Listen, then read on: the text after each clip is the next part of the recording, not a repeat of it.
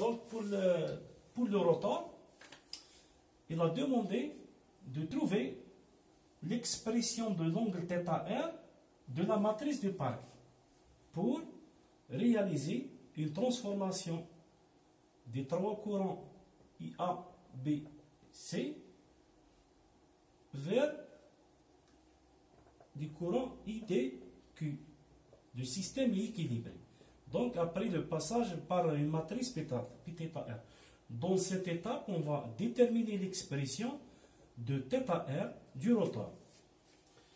Donc pour la machine, on a la phase A du stator et l'origine des phases. La phase A du rotor est décalée d'un angle θ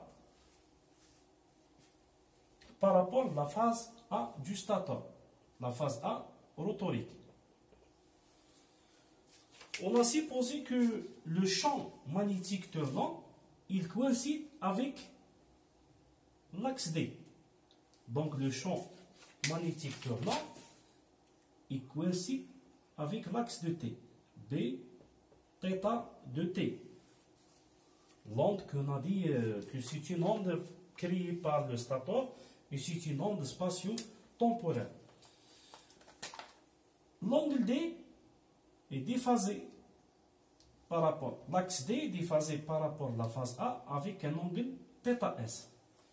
Et déphasé, l'angle D est déphasé par rapport au rotor avec un angle θr.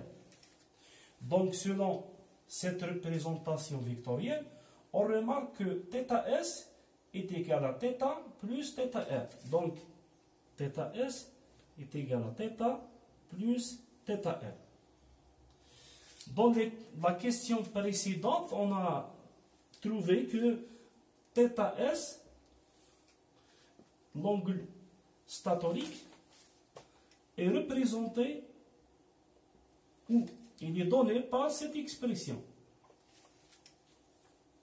Dans cette question, l'angle θr, θ est représenté, il représente le mouvement du rotor. Donc oméga R plus un angle β. C'est l'angle initial à t est égal à 0. Donc si on revient ici dans cette expression, on peut dire que θr est égal à θs moins θ. θs moins θ. Donc, on remplace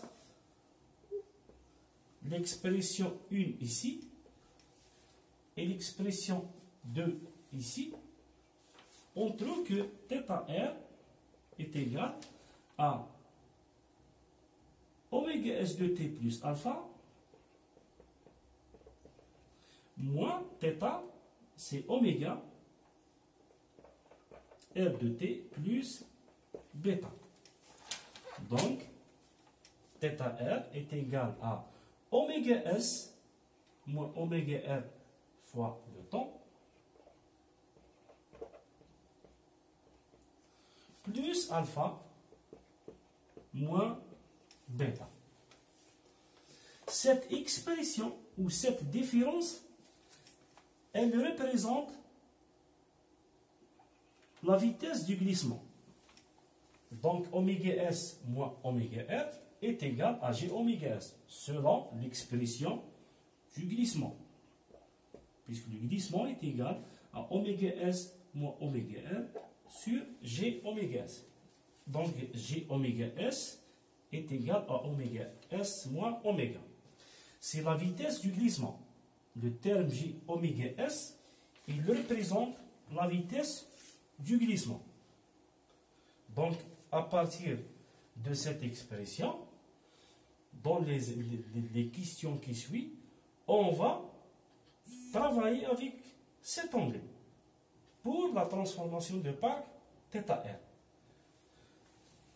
Pour la question qui suit, il a demandé de trouver ou d'appliquer la transformation de Park pour le rotor afin